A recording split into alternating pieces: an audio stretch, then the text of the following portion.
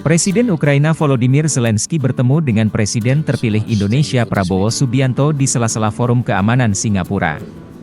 Kami mengandalkan dukungan Anda terhadap integritas dan kedaulatan wilayah kami, kata Zelensky.